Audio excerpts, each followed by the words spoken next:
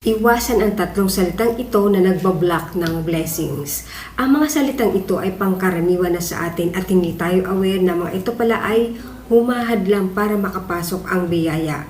Una, ang salitang sana. Sana yumaman ako, sana pumayat ako, sana matanggap ako sa inaplayan ko, sana magkaroon kami ng bagong bahay at sasakyan, puro sana at sana all.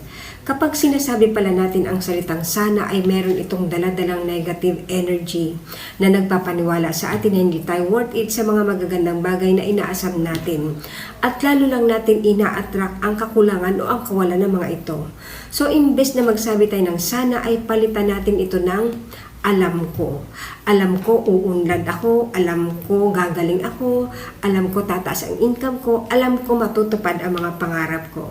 At para daw magkaroon ng katuparan lahat ng inaasam natin ay kailangan sabihin natin ito with conviction and feelings as if natanggap na natin kahit wala pa man. Dahil ang sabi sa law of attraction, kung ano sinasabi mo ay yun ang ina-attract mo.